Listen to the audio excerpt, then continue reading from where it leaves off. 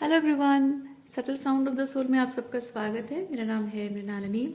चलिए देखते हैं आज ईश्वर आपको क्या मैसेज देना चाहते हैं, किस सिचुएशन के बारे में क्या अवेयरनेस देना चाहते हैं, क्लैरिटी प्रोवाइड करना चाहते हैं। ये जनरल रीडिंग है, इसमें जो मैसेजेस जितना आपको रेजोनेट करता है, आपके जीवन को जिस एस्पेक्ट को रेजोनेट करता है उस हिसाब से लीजिए। जेंडर स्पेसिफिक मैसेजेस नहीं है, स्पेसिफिक पुरुषों के लिए या महिलाओं के लिए नहीं है, सबके लिए है।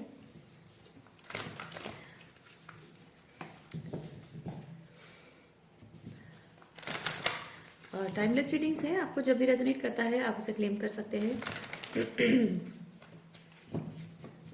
क्या यूनिवर्स प्लीज बताइए, जो भी कलेक्टिव इस रीडिंग को देख रहे हैं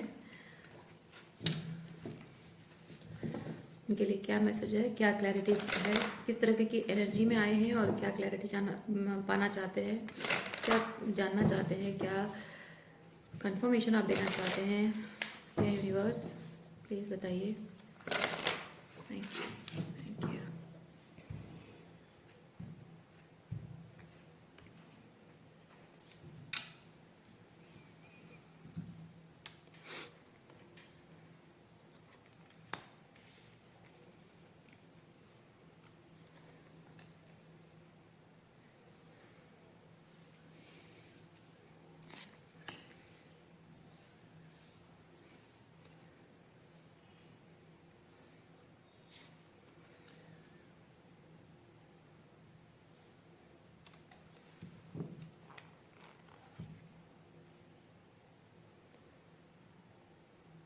ओके, रीडिंग स्टार्ट करने से पहले मैं आपको एक चीज़ बताना चाहूँगी। मैं स्पेसिफिक किसी ऐसे फेमिनिन ओल्ड एज फेमिनिन की एनर्जी पिक कर रही हूँ जिनको शायद बहुत सालों से बचपन से ही उन्हें बहुत कुछ एक्सपीरियंस करना पड़ा हो, या फिर शादी के अर्ली स्टेज से ही आपको बहुत कुछ एक्सपीरियंस करना पड़ा हो, और अब शायद बहुत बहुत सालों बाद, अब शायद अपने 60s में या 70s में शायद आप हीलिंग कर रहे हो, आपकी हीलिंग जर्नी शुरू हुई है। तो हो सकता है ये आपके पास्ट की एनर्जी हो,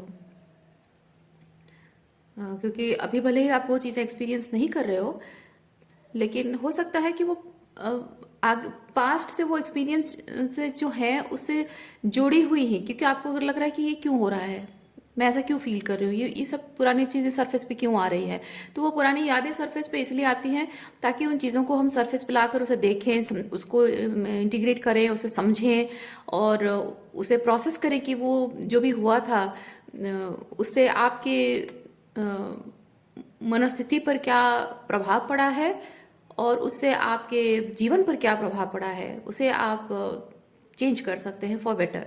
और अगर आप ये चीज़ सोच रहे हैं कि मेरी तो अब इतनी उम्र चली गई है, इतना कुछ हो गया है, अब जीवन में ये सब बदलने का फ़ायदा क्या है और ये सब पुरानी बातें क्यों सामने आ रही हैं, तो ये बात ये नहीं है कि आप जीवन के किस पड़ाव पर है और ये चीज़ें अब आपको एक्सपीरियंस करनी पड़ रही है तो अब तो सब कुछ खत्म हो चुका है, अब ये सोचने का क्या फ़ायदा, ये आपका मानना है। लेकिन आपकी जो आत्मा है वो अपने आप अपने साथ ये पुरानी कड़वी यादें, सोल मेमोरीज लेके नहीं जाना चाहती है, क्योंकि जब आपका नेक्स्ट इनकारनेशन होगा तो इन्हीं यादों के सहारे, इन्हीं यादों के साथ ही आप पैदा होंगे और इन्हीं यादों को फिर से हील करने के लिए आपको वैसे ही कार्मिक पेरेंट्स और कार्मिक सिचुएशन, कार्मिक हस्बैंड या वाइफ आपको वैसे मैनिफेस्ट करने पड़ेंगे और तभी जाकर आपकी हीलिंग हो पाएगी। तो फिर अपने आने वाले जो समय है, अपने जीवन का बाकी जो समय है ना, जीवन ये शरीर जब तक है तब तक का जो समय है उसे बेहतर बनाना, ताकि आप इमोशनली एक हेल्दी स्टेट में रह सकें, इमोशनली एक नॉर्मल फीलिंग आपको आ सके कि yes my life feels normal. क्योंकि भले ही आप उस चीज़ को सरफेस पे लाकर बार बार उस चीज़ को रुमिनेट नहीं करते हो, रोते नहीं हो, लेकिन एक चीज़ है ना, खुद को अंदर ही अंदर सबकॉन्शियसली वो एक होता है कि मैं I have been victim of lots of situations, lots of things. तो उसमें ये होता है कि अपने आप को विक्टिम की तरह देखने से इंसान कभी भी किसी के साथ हार्ट लेवल पर कनेक्ट नहीं कर पाता है।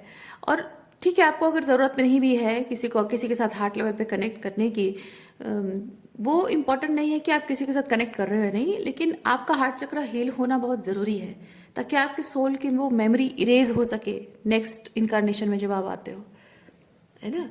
तो आपकी जैसे कहते हैं ना कि आपकी खुद की जिम्मेदारी आपके हाथ में है, आगे क्या होगा देखा जाएगा, ये सोचकर आप करोगे तो तकलीफ आपको ही होगी।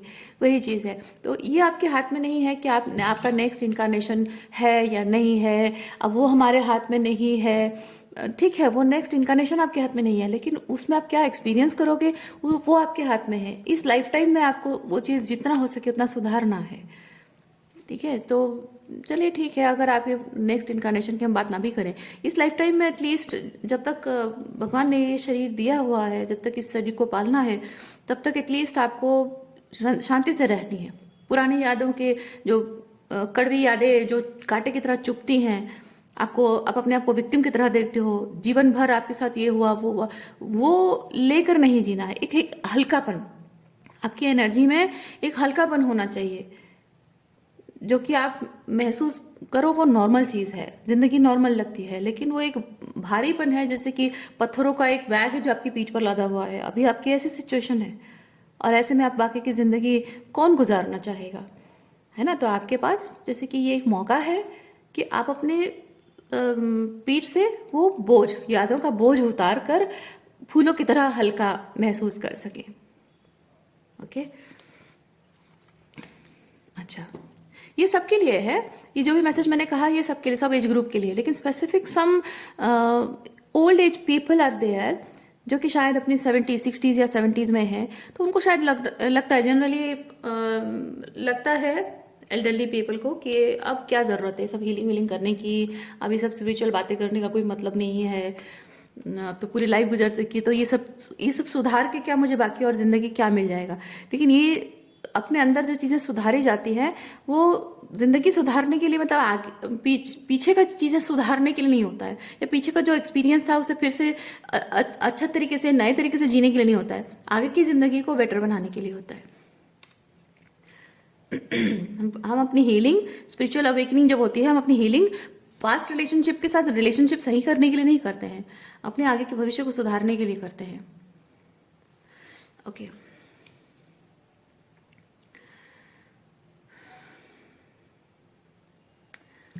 when it comes to Ace of Pentacle,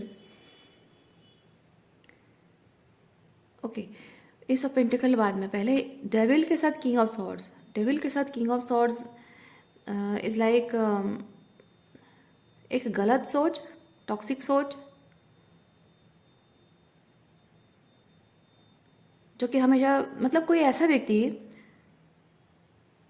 या फिर ऐसी एक सोच जो कि सिर्फ दूसरों के गलत के बारे में है, दूसरों का बुरा के बारे में है, जैसे कि दूसरों की बुराई करना, दूसरों में गलतियां निकालना, दूसरों को हमेशा क्रिटिसाइज करना, बुली करना, वर्बल अब्यूज करना, दूसरों का बुरा सोचना, दूसरों का भला ना कर सके ना सही, लेकिन एटलीस्ट बुरा नहीं सोचना चाहिए। लेकिन ये एनर्जी दूसरों का बुरा ही सोचने वाली एनर्जी है।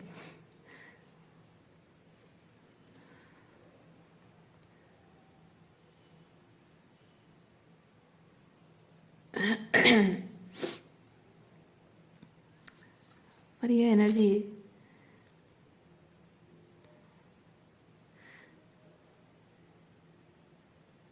ऐसा क्यों लग रहा है कि ये कोई बिलीफ सिस्टम आप पर प्रोजेक्ट की गई है। जैसे आपने अपने फादर को देखा हो, अपने बड़े भाई को देखा हो, अपनी माँ को देखा हो, घर में किसी भी एल्डरली पर्सन को या किसी भी इंसान को देखा हो, ऐसी एनर्जी में वो हों, और उनका प्रभाव आप पर बहुत बड़ा है। लाइक आप उनकी तरह बन गए हो, या फिर उनकी तरह आप, मतलब आप उनसे नफरत करते हो, और आपके दिल में बहुत सारा रिजेंटमेंट भरा हुआ है, बहुत सारी कड़वाहट भर गई है उनकी वजह से।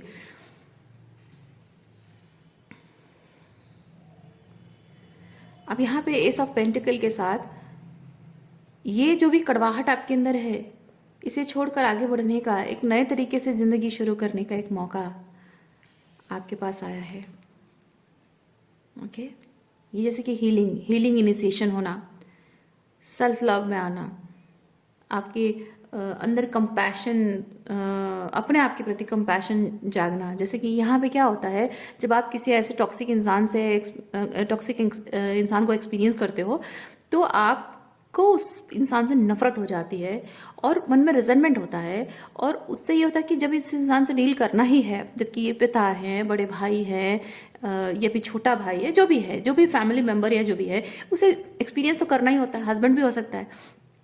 तो उसे जो एक्सपीरियंस करना ही होता है, तो आपका क्या होता है, एक तरीके का कोपिंग मैकेनिज्म डेवलप होता है। चीज़ों को हैंडल करने के लिए एक अपने अंदर ही एक कोपिंग मैकेनिज्म डेवलप होता है। वो कोपिंग मैकेनिज्म आपको बहुत ही रिजेंटफुल बनाती है, आपको बहुत लाइक कैसे कह सकते हैं, इरिटेट इरिटेट होना, चिड़चिड़ा स्वभाव का हो जाना।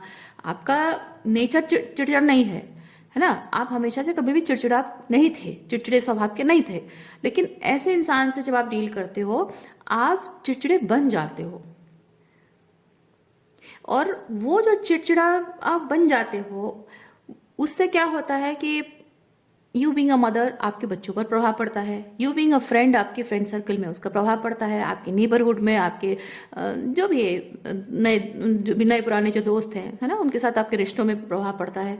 ये अगर आपके हस्बैंड है तो आपके मैके में अपने घर वालों से, अपने भाई बहनों के साथ भी आपको कड़वे तरीके से बात करने लग जाते हो।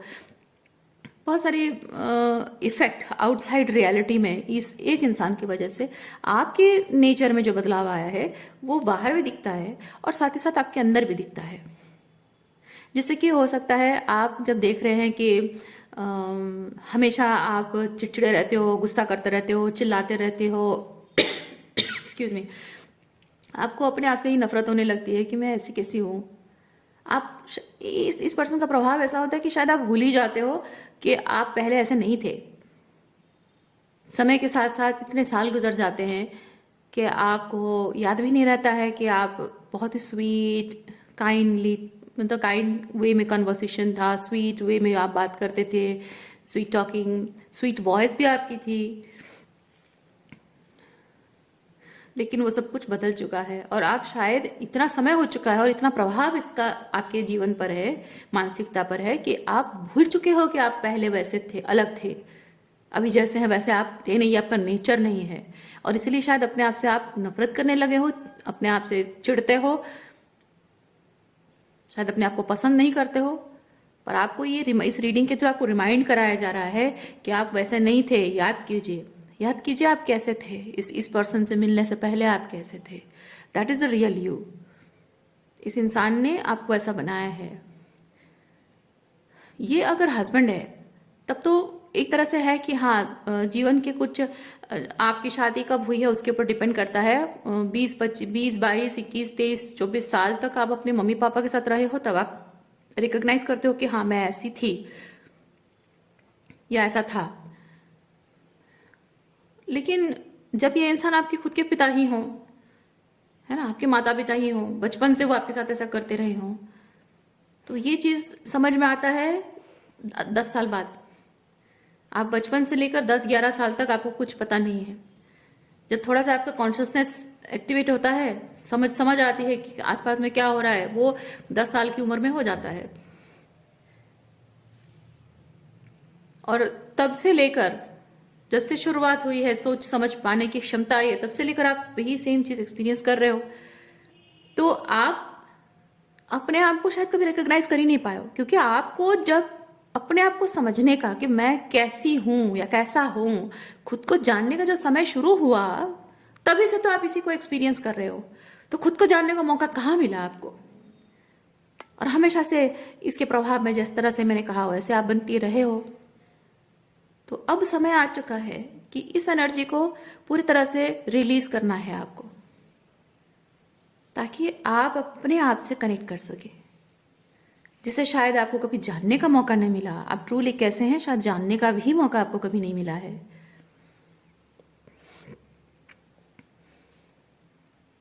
वो एक नई शुरुआत आपकी तरफ आ रही है। With the 6 of pentacle and 6 of wands, मैं एक चीज़ फील कर रही हूँ, नंबर 6 है तो रिलेशनशिप, पीपल, उनको रिप्रेजेंट करता है। मतलब कुछ कार्मिक रिलेशनशिप्स को रिप्रेजेंट करता है। देखिए, कार्मिक कहने का मतलब कुछ बुरा नहीं है, पूरे लोगों को कार्मिक नहीं बोला जाता। कार्मिक मतलब लोगों के साथ कुछ कार्मिक डेट्स लेन देन होता है। अब वो अच्छा है या बुरा है वो डिपेंड करता है, ठीक है। आप बहुत स्पिरिचुअल लोगों को भी जब आप मैनिफेस्ट करते हो ना अपनी रियलिटी में, अपने गुरु को मैनिफेस्ट करते हो, किसी स्पिरिचुअल बीइंग को मैनिफेस्ट करते हो, वो भी कार्मिक रिलेशनशिप है। कुछ आपका है उनका, उनसे कुछ ज्ञान पाना, आपका लेन देन बाकी है, पिछले कुछ जन्मों से शायद बाकी है, तो वो ज्ञान देने के लिए आपके पास आ ही जाते हैं, मिल ही जाते हैं। उस तरह से कह रही हूँ। तो यहाँ पे नंबर 66 जो है, ओके, नंबर 66 मुझे ये चीज़ बताता है कि कोई ऐसा व्यक्ति है, कुछ ऐसे लोग हैं जिनसे आप मिलने वाले हो, आपकी सोल फैमिली, सोल ट्राइब कहें, या फिर कुछ ऐसे लोग जो कि ट्रूली आपको आपकी पर्पस के साथ अलाइन करेंगे। आप इनके माध्यम से, जैसे कि भगवान आपसे कहना चाहते हैं कि आप क्या हो, आप ट्रूली किस चीज के वर्दी हो। और उसके लिए क्या जरूरी है पता है? उसके लिए जरूरी है आपकी ये हीलिंग जर्नी शुरू होना, आपकी ये असेंशन जर्नी शुरू होना बहुत जरूरी है। थ्रू स्पीकिंग योर वॉइस, आप ट्रूली जैसे हैं वैसे रहने की कोशिश करना। तो आपको यहाँ पे ज़रूरत है कि ये आपके व्यक्तित्व पर, आपकी मानसिकता पर, आपके वचनों पर इस पर्सन का, इस व्यक्ति का जो प्रभाव है, उस प्रभाव को आपको हमेशा डिसर्नमेंट के साथ उसे चूज करना है, सेपरेट करना है एंड रिलीज करना है। हर बार जब आप भी कुछ करते हो, कुछ बोलते हो, कुछ डिसाइड करते हो, वॉटेवर, आपको हमेशा सोचते हैं कि मैं ये जो कर रहा हूं, ये जो सोच रहा हूं, ये जो फील कर रहा हूं, किस बेसिस पर है? क्या वो रियल है, ऑथेंटिक है? नहीं है। वो इसलिए है क्योंकि इस पर्सन के एटसेट्रा एटसेट्रा बातों का असर है। तो वहां पे आप उसे चूज करके उसे सेपरेट करें, अपने आप से सेपरेट करें और उसे रिलीज कर दें। और वो चीज फिर से रिपीट नहीं करनी है। और ये कम टाइम का नहीं है, थोड़ा समय लगता है। ओके, जब इतने सालों का आपका एक्सपीरियंस है तो जाहिर सी बात है थोड़ा समय तो लगेगा ही। But you have to take your time.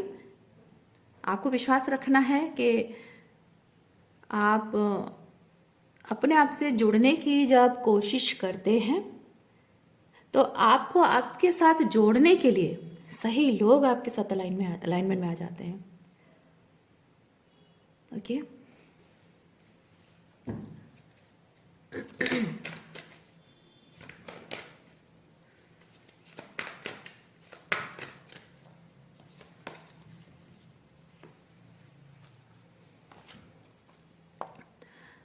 Three of Wands, Five of Pentacles and Seven of Wands.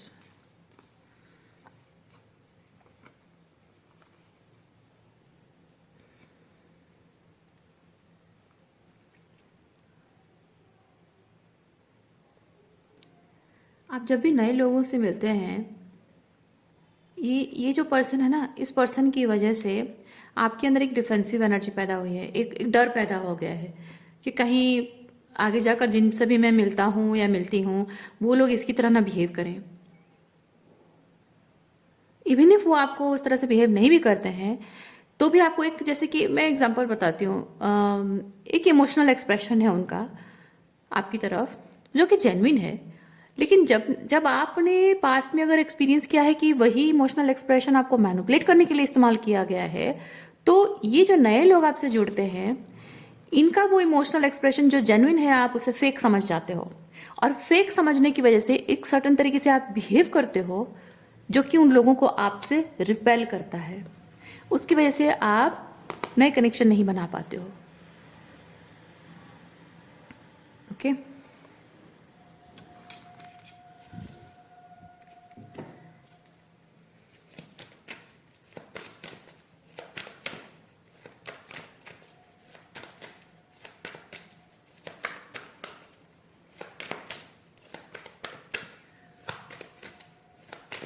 लोग अगर जेन्युइनली आपकी तारीफ भी करते हैं तो आप उस तारीफ को एक्सेप्ट नहीं कर पाते हो।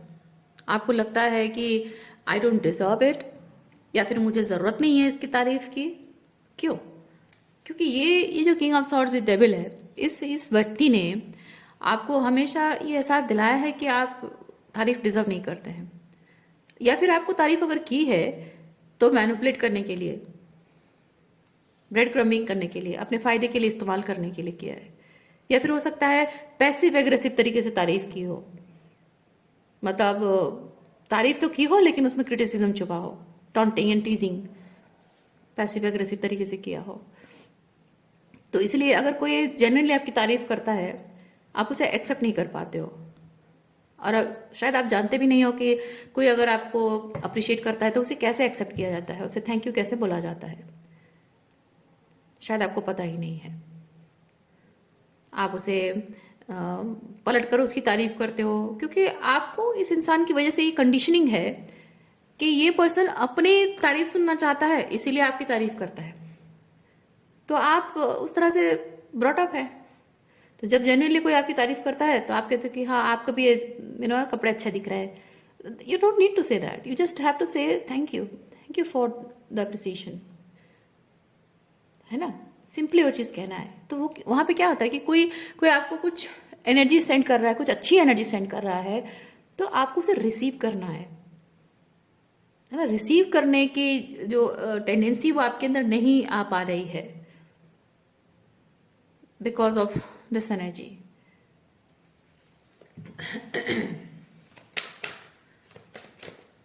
क्योंकि आपके दिमाग में हमेशा शायद यही बात रहती है कि इधर वो पलट कर कुछ जो दे रहा है बदले में वही चाहता है, या बदले में कुछ और चाहता है, या फिर मुझे मैनिपुलेट करने के लिए ये सब कर रहा है, या फिर हो सकता है पैसिव एग्रेसिव कमेंट्स हो, या फिर समथिंग जो कि जेन्युइन ना हो, फेक हो, जेन्युइन ना हो।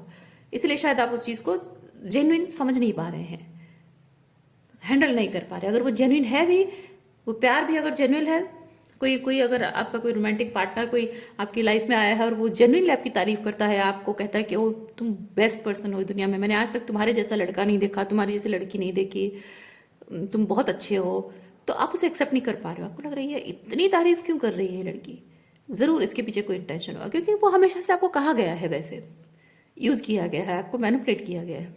इसलिए जब वो जेन्युइन इंटेंशन के साथ, जेन्युइन फीलिंग्स के साथ कोई आपसे जुड़ना चाहता है, आप उसे एक्सेप्ट करने के लिए तैयार नहीं हो।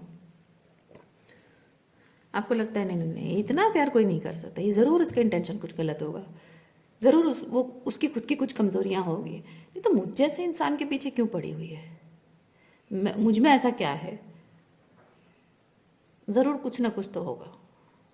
उस तरह का डाउट आता है। उससे क्या होता है कि आप जेन्युइन प्यार करने वाले लोगों को भी अपने से रिपेल कर देते हैं।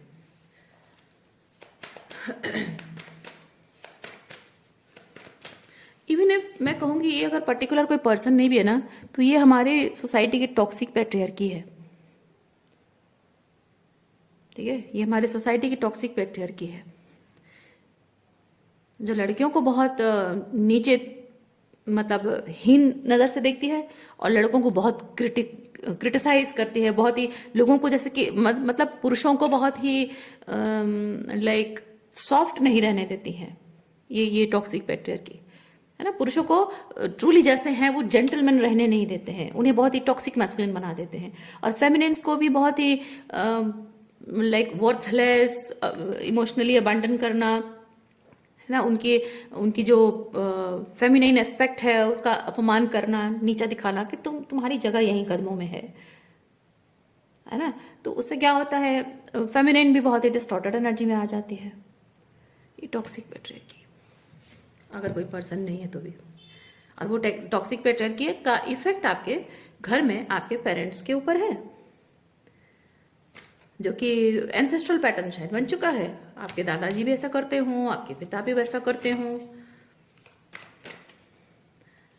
हो सकता है घर में आपकी मम्मी भी, आपकी मदर भी जो हैं वो अपने आप को आपके फादर के साथ कोप अप करने के लिए प्रिपेयर कर चुकी हो, मेंटली प्रिपेयर हो चुकी हो, ग्रूम खुद को कर लिया है। क्योंकि उसका कारण है क्योंकि उन्होंने अपने बचपन में अगर टॉक्सिक पैट्रियार्की देखी है, पिता ऐसे हैं तो हस्बैंड भी वैसा है, तो उन्हें कोई बहुत बड़ी बात नहीं लगती है ना, तो वो एडजस्ट कर लेते हैं कि नहीं अब पापा तो ऐसे थे, हस्बैंड भी वैसे, क्या फ़र्क पड़ता है, कम से कम एटलीस्ट किसी पुरुष का हाथ तो मेरे सर पर है, अकेली तो नहीं हूँ, ये सोच के वो एडजस्ट कर लेती हैं।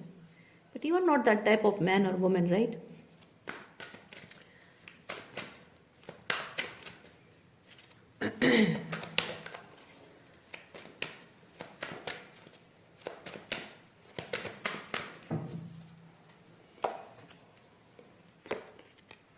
देखिए, ये जो कुछ भी हो रहा है उसकी वजह से आपके जीवन में बहुत सारे गंडगोल हो रहा है। बंगाली में कहते हैं गंडगोल, और हिंदी में कहते हैं बहुत से कंफ्यूजन, झमेले, और chaos and conflict, confusion English में कहते हैं। तो वो जो भी आपके खुद के जीवन में लोगों के साथ रिश्तों में जो हो रहा है और आपके अंदर भी है, ये chaos एंड कॉन्फ्लिक्ट आपकी जिंदगी में रिश्तों में भी है और आपके खुद के अंदर भी है। मैं चाहता कुछ हूँ, फील कुछ करता हूँ, लेकिन करता कुछ हूँ। मैं चाहता कुछ हूँ बोलना, लेकिन बोल कुछ और देता हूँ। Right? Sometimes you do something और you say something you actually don't mean, और आपको बाद में मतलब हो सकता है आपको समझ भी ना आता हो कि मैंने ऐसा क्या कह दिया जो उसको बुरा लग गया, या फिर आपको समझ में आता है कि यार मुझे ऐसा नहीं कहना चाहिए था। बाद में शायद आपको समझ में आता है मुझे ऐसा कहना नहीं चाहिए था, ऐसे तो कहना चाहिए था लेकिन मैं नहीं कह पाया। क्यों?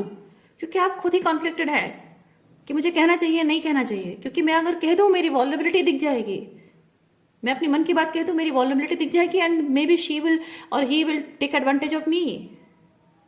ये है ना?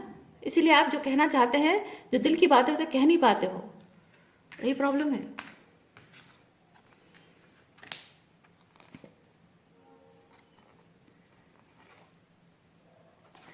ये S of pentacle, S of wands, कुछ कुछ तो नया आपके जीवन में आ रहा है। यहाँ पे मैं एक चीज देख रही हूँ,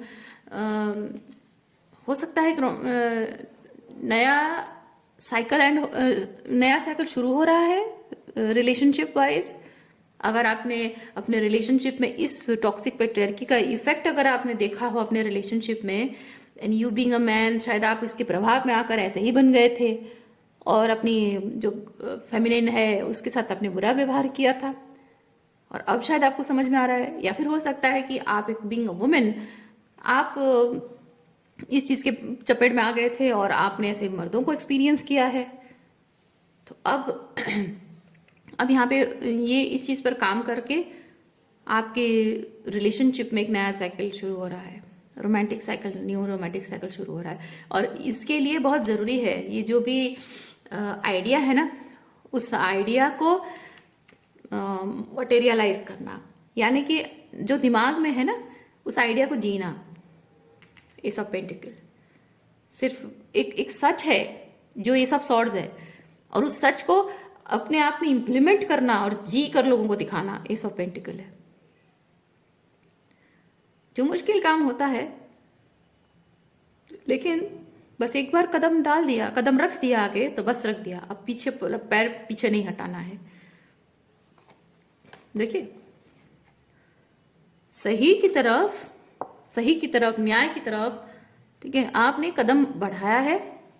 आप जानते हैं कि जब आप कदम आगे बढ़ा रहे हो तो पीछे की सब चीजें टावर फॉल होती जाएंगी, एक एक करके सारी चीजें ढहती जाएंगी, टूटती जाएंगी, रिश्ते टूटते जाएंगे, सब कुछ पीछे का बर्बाद होता जाएगा, है ना? जैसे जैसे आप एक कदम आगे बढ़ा रहे हो न्याय की तरफ, ये पीछे का सब चीजें एक एक करके छूटते जा रहे हैं, रिश्ता खत्म होता जा रहा है, ध्वंस होना, ध्वस्त होना, है ना? पीछे का सब कुछ ध्वस्त होता जाएगा। और आगे क्या है वो आपको नहीं पता है। विद द मून आगे क्या है आपको नहीं पता है, वो एक अनसर्टनिटी है। और वो अनसर्टनिटी जो है वो आपको, आपका जो ईगो माइंड है ना, आपको डराता है। अनसर्टनिटी नहीं डराता आपको, ईगो माइंड आपको डराता है। आगे क्या होगा तुम्हें नहीं पता है, यहाँ तो जो था एटलीस्ट था सही कुछ भी, तुम तो ये सब ध्वस्त करके आगे बढ़ रहे हो, आगे पता नहीं क्या होगा नहीं होगा, क्यों कर रहे हो ये सब? कहीं ऐसा ना हो कि जिंदगी में बस ना ये भी ना रहे ना आगे भी कुछ मिले, ऐसे ही अकेले रह जाओ, बेवकूफ बन जाओ। ईगो माइंड डराता है, लेकिन आपको डरना नहीं है, क्योंकि आप न्याय के साथ हैं, सच के साथ हैं, और जो सच के साथ होता है उसके साथ कभी गलत नहीं होता है। हाँ, न्याय मिलने में थोड़ा वक्त लगता है जरूर, लेकिन अन्याय ही नहीं होता है उसके साथ। ओके। और सबसे बड़ी बात यह है मून कार्ड के साथ, जब आपके सिचुएशन में ये टावर फॉल आता है ना, ये टावर फॉल मतलब सब कुछ ढह जाना, सब कुछ ध्वस्त हो जाना, तहस नहस हो जाना। तो ये जो पीछे तहस नहस हो रहा है, जो रिश्ते तहस नहस हो रहे हैं, फाइनेंशियल स्टेबिलिटी तहस नहस हो रही है। यहाँ पे आपके माता पिता हो सकते हैं, आपके भाई बहन हो सकते हैं, आपके पति, आपकी पत्नी हो सकते हैं, आपके बच्चे हो सकते हैं, जिनके साथ हो सकता है हमेशा हमेशा के लिए रिश्ते टूट जाएं और आप अभी भी उनसे इमोशनली जुड़े हुए हैं क्योंकि आप प्यार करते हैं। लेकिन प्रैक्टिकल थिंग इज कि आपको अगर ये पैट्रियार्की के खिलाफ कदम उठाना है, इस पैट्रियार्की, टॉक्सिक पैट्रियार्की के खिलाफ खड़े होकर आपको आवाज उठानी है, तो आपको तो अकेले चलना ही पड़ेगा पीछे, चाहे, क्योंकि ये जितने भी लोग पीछे रह जाते हैं ना, ये सब लोग इस टॉक्सिक पैट्रियार्की के स्लेव्स हैं। बात समझ रहे हैं आप? ये सब लोग जो पीछे छूट जा रहे हैं, ये टॉक्सिक पैट्रियार्की के स्लेव्स हैं। और ये टॉक्सिक पैट्रियार्की जो कहेगी ये लोग वही मानेंगे, ये लोग आपकी बात नहीं मानेंगे, क्योंकि स्लेव्स का, जहां तक मेरा समझना है, बहुत बहुत रेयर केसेस में ऐसा होता है, बट जनरली अ पर्सन, एक इंसान को स्लेव बनाया तब जा सकता है जब वो अपने दिमाग का इस्तेमाल नहीं करता है। क्योंकि जिसका दिमाग है ना, वो वहां से भाग निकलने के बारे में सोचेगा, रिवॉल्यूशन के बारे में सोचेगा, और जिसका दिमाग नहीं है वो बहुत आसानी से उसे स्लेव बनाया जा सकता है कि नहीं? आपको स्लेव बनाने की कोशिश की जा रही है, और जाहिर सी बात है इस समाज में टॉक्सिक पैट्रियार्की का प्रभाव इतना ज़्यादा है, 3D इल्यूजन इतना ज़्यादा है, रेप्टिलियन थॉट प्रोसेस इतना ज़्यादा प्रभावशाली है कि आपको भी उसकी चपेट में लाया जाएगा, लाने की कोशिश की जाएगी। डिफरेंस ये है कि आप वो नहीं हैं। आपको स्लेव बनाने की कोशिश की जा रही है, लेकिन आपका दिमाग शार्प है, आप स्पिरिचुअली अवेकन पर्सन है, एनलाइटन बीइंग है, और आप रिवॉल्यूशनरी चेंज के लिए फाइट कर रहे हैं। तो जो लोग आपके अगेंस्ट नहीं खड़े हैं, इस पैट्रियार्की के स्लेव्स हैं, जिनकी बुद्धि काम नहीं करती है, जिनका कॉन्शियसनेस काम नहीं करता है, जिनकी थर्ड आई कंप्लीटली क्लोज्ड है, वो बस सर्वाइवर मोड में जीते हैं। हाँ, बस जैसे तैसे जी लें बस, और क्या चाहिए जिंदगी में। वो लोग इसके फेवर में ही रहेंगे, क्योंकि इसके अंडर में उनको एक सेफ्टी कंफर्ट जोन मिल रहा है, सर्वाइवल के लिए एक रीजन, सर्वाइवल के लिए एक सपोर्ट सिस्टम मिल रहा है उनको, कि तुम मेरे स्लेव बन के रहो, मैं तुम्हें ये प्रोवाइड कर दूंगा, and they are following for it. बात समझ रहे हैं आप? And you are not following for it because you are standing in favour of justice. तो जब आप जस्टिस के साथ खड़े हैं तो ये तो टावर फॉल होगा ही, और इन लोगों के साथ आपकी इमोशनल बॉन्ड जुड़ी हुई है विद द मून, और जैसे जैसे ये रिश्ते ढहते जाएंगे आपको रोना आएगा, आपको दुख होगा, तकलीफ होगी, लेकिन अब ये आपको डिसाइड करना है। आपको डिसाइड करना है, ये टॉक्सिक पैट्रियार्की में जो स्लेव बनकर लोग जी रहे हैं, इन्हीं के साथ रहकर इन्हीं की तरह आपको स्लेव बन के रहना है, या फिर एक रिवोल्यूशनरी चेंज लाना है। क्योंकि एक जो रिवोल्यूशनरी चेंज आप लाएंगे ना, ये जो लोग पीछे रह जाते हैं इसके प्रभाव में, इसके स्लेव बनकर जो लोग रह जाते हैं ना, आप जब एक रिवोल्यूशनरी चेंज लाते हो, आप इनडायरेक्टली भी इन लोगों को हीलिंग पहुंचाते हो। इसी को कहते हैं एंसेस्ट्रल हीलिंग। अगर ये आपके एंसेस्टर्स हैं, आपके माता पिता हैं, और इस टॉक्सिक पैट्रियार्की के प्रभाव में है, आप इसके खिलाफ खड़े होकर न्याय का साथ देकर आप जो एक रिवोल्यूशनरी चेंज ला रहे हैं, उससे आप अपनी पैट्रियार्की में जो लोग इसके प्रभाव में चपेट में हैं उनको भी हीलिंग दे रहे हो, उनकी आत्मा को भी आप फ्री कर रहे हो, उनकी आत्मा को भी आप लिबरेशन प्रोवाइड कर रहे हो अपने आप के साथ साथ। It's a big job, it's a big responsibility. अभी आपको डिसाइड करना है। ओके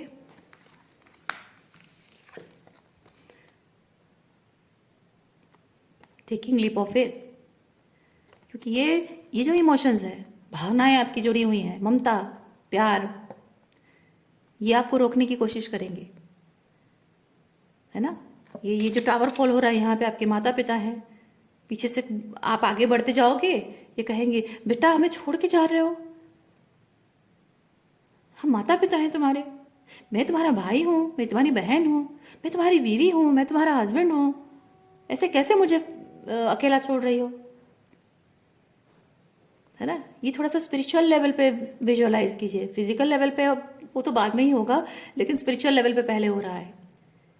तो जब फिजिकल लेवल पे होता है ना, तो उतना मुश्किल नहीं लगता है, क्योंकि आप सिंपली जानते हो कि मुझे आगे बढ़ना है, आप घर छोड़ के चले जाते हो। लेकिन जब स्पिरिचुअल लेवल पे हो रहा है, सीनरी ऐसा होता है कि आप उसी घर में रहते हो, और ये जो लेटिंग गो है, इन लोगों को लेट गो करना है, वो स्पिरिचुअली हो रहा है। यानी कि इनसे दूरी बना रहे हो, बातचीत कम हो रही है, बाउंड्रीज मेंटेन कर रहे हो, इनकी किसी बात को ना कह रहे हो, इनके किसी डिसीजन के खिलाफ खड़े हो रहे हो। That is very awkward. उसी घर में रहना और वहाँ उनको रिबेल करना, that is very difficult task, जो कि पल पल आपको इमोशनली बहुत ही ओवरवेलमिंग लगेगा। और अपनी इमोशंस को टेम करके आपको हर बार फिर से आंसू पोंछ कर ऊपर खड़ा होना पड़ेगा हिम्मत के साथ। It's a very heavy task. आपको चुनना है क्या इंपॉर्टेंट है। जिंदगी भर इस टॉक्सिक पेट्रियार्की के जाल में रहे हैं, फंसे हुए हैं, स्लेव बनाने की कोशिश आपको की गई है, किस तरह से आप सफोकेट होते रहे हैं, किस तरह से आपके करियर पर प्रभाव पड़ा है, आपके एजुकेशन पर प्रभाव पड़ा है, आपके लव लाइफ पर प्रभाव पड़ा है, आपके रिश्ते पर प्रभाव पड़ रहा है, आपके खुद के बच्चों पर इसका प्रभाव पड़ रहा है, आपकी फ्रेंड सर्कल कैसे कैसे दोस्त बनाते हो इसका प्रभाव होता है, कैसे दोस्त बनाते हो, कैसी बीवी कैसा हस्बैंड मिलता है, प्रभाव पड़ता है। आपके लव लाइफ पर किस तरह से डायनामिक प्ले आउट हो रहा है, इस पर इसका इसका इफेक्ट होता है। क्या क्या कोई इफेक्ट नहीं है? आप खुद ही देखिए अपने लाइफ को शुरुआत से लेकर अब तक एनालाइज कीजिए, देखिए सारे जो एल्बम खोल के जैसे देखते हैं ना, वैसे सारे अपनी जिंदगी की कहानी शुरू से लेकर अब तक की एल्बम खोलिए और देखिए ऐसा हुआ था, वैसा हुआ था, ये वो सब समझ में आएगा कि इसका प्रभाव कैसा रहा है आपके जीवन में।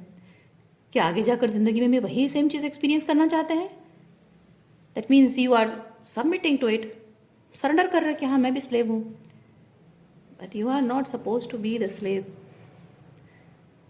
आप न्याय के वो रिप्रेजेंटेटिव है जिसको इसके खिलाफ खड़ा होकर आवाज़ उठाने की ज़रूरत है। That's why you need to take a leap of faith, चाहे वो इमोशनली आपको कितना भी ओवरवेल्म क्यों ना करे।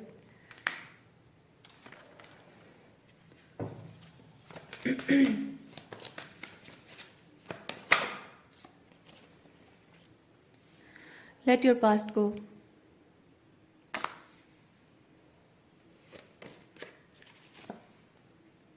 Time to go. Trustworthy guidance. Heart चक्र, इसके थ्रू आपकी हार्ट चक्र हीलिंग भी होगी। जो दुख, दर्द और तकलीफ जो भी आपको दिया गया था, है ना, उससे आपके दिल पर जो चोट लगी है वो हीलिंग होना बहुत ज़रूरी है। ये एक लास्ट कार्ड है, ब्लेसिंग इन डिस्गाइज। क्योंकि यहाँ पे एक सेकेंड देखिए, चाइल्ड, इनर चाइल्ड, ये प्रोसेस से आपकी इनर चाइल्ड हीलिंग भी हो रही है। ओके, ये जो ब्लेसिंग इन डिस्गाइज, ये जो आप इमोशनली इस सिचुएशन को देख रहे हैं ना, अभी के लिए इमोशंस को साइड में रखिए। क्योंकि आप जब इस चीज़ में आगे बढ़ोगे, स्टेप लोगे और आप वो मिसाल कायम करोगे, कुछ रिवोल्यूशनरी चेंज लेकर आओगे ना, तब आपको समझ में आएगा वो चेंज। वो तो एक आप सोच रहे हैं कि अगर मैं वहां तक पहुंचूं तब पता चले, नहीं, on the process, on the way आपको पता चल जाएगा। जैसे जैसे एक एक कदम आगे बढ़ाते जाएंगे आपको धीरे धीरे समझ में आता जाएगा कि मेरा डिसीजन गलत नहीं था। और ये एक तरह से ब्लेसिंग है आपके लिए। कैसे है वो तो समय के साथ साथ पता चलेगा। तो आज के लिए इतना ही है। उम्मीद करती हूँ इस रीडिंग से आपको कुछ क्लैरिटी मिली हो। मैं आपको नेक्स्ट रीडिंग में मिलती हूँ। अपना ख्याल रखिए। बाय।